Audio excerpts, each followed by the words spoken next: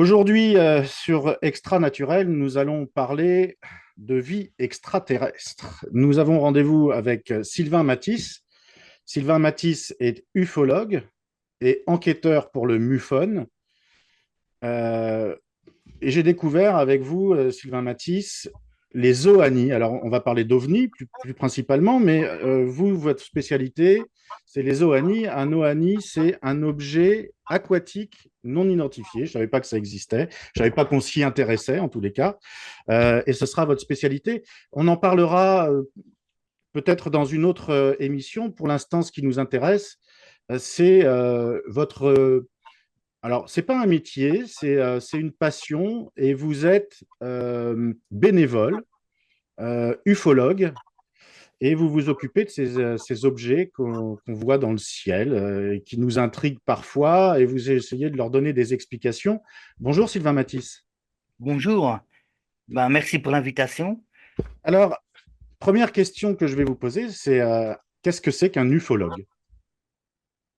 Alors, ufologue, c'est un terme générique, hein, puisque UFO vient des États-Unis pour Unidentified Flying Object, puisque au départ, quand l'armée américaine s'est occupée de ces dossiers, puis les civils américains qui ont commencé à demander des comptes, notamment avec l'affaire Roswell en 1947, il y a eu l'une des premières associations ufologiques qui était formée par Joseph Allen Hynek, qui s'appelait le CUFOS, qui était l'astronome du projet Blue Book, le livre bleu. Donc, l'exécutif américain voulait savoir qu'est-ce qui transitait au-dessus du ciel américain après de nombreux témoignages, dont des dossiers militaires.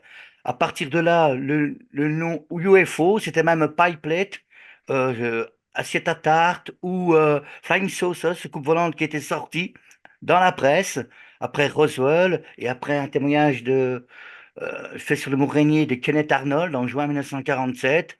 Et lui, il a dit, j'ai vu comme 9 objets rebondir sur des nuages. Et la presse a relaté ça comme des soucoupes volantes. Plus tard, il dira, c'est vous qui parlez de soucoupes volantes. C'est pas ce que j'ai dit. Moi, j'ai dit, ce sont des engins dont la forme n'est pas connue au niveau conventionnel.